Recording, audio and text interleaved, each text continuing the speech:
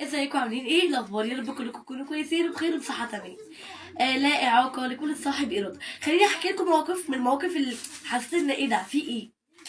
شدت لها شويه. واحده زميلتنا كانت في امتحان، اوكي. فالامتحان بتاعنا خلص الساعه 10، يعني بدري جدا.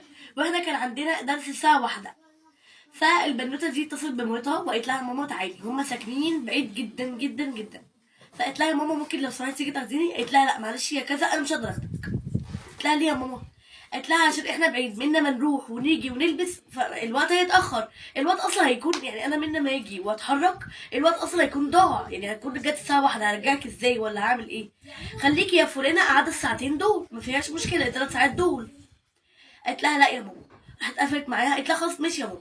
قفلت معاها والبنت قعدت تعيط. ليه؟ طب انت تعيطي ليه؟ مامتك وفعلا هي مامتها عندها حق، ما هي يا جماعه منا ما تقوم ومنا ما تلبس، تكون اصلا جت الساعه 11، والبنت دي اصلا الطريق بياخد ساعتين في الطريق، فيكون الساعه جت 1. ايه بقى ده؟ طب ماشي، مش هي كده كده جاية أصلا تاخدها من الساعة 1؟ لا هي قالت لها: ارجعي مع الباص. ما هو كده اه، كده الدرس من 1 ل3، ارجعي مع الباص. صح. بس بقى فهي بقى البنت زعلت وقعدت تعيط وليه. خليني احكي لكم موقف تاني بيني وبين يعني مامتي. انا مامتي قالت لي: خليكي واقفه هنا، اوكي. وهي راحت تعدي يعني قالت لي: هعدي واحده يعني مسنه. فهي اتاخرت شويه. فانا بقى قعدت اعيط اعيط قعدت اعيط بجد. وفي لهوي في ناس بجد وقفوا معايا.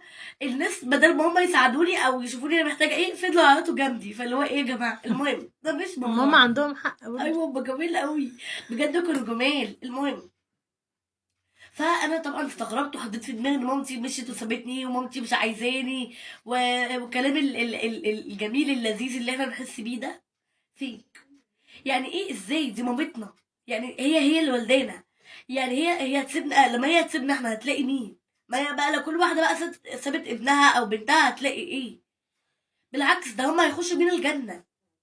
ف يعني التفكير ده حبايبي يا اطفال يا لزاز يا جمال غلط خالص، مش صحيح، غلط. يعني انا والله العظيم انا كنت واحده منكم اللي هو: لا مامتي مش عايزاني، اخواتي مش بيحبوني، التفكير النيجاتيف ده لا. لا والله العظيم غلط.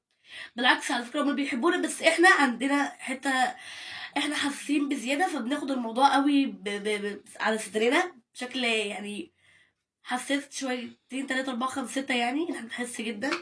فالموضوع ده يا جماعه فيك والله العظيم غلط، وبحبكم قوي قوي قوي قوي. فضلا وليس امرا، ما تنسوش تعملوا متابعه عشان الصفحه تكبر بيكم وليكم. بحبكم قوي. باي باي.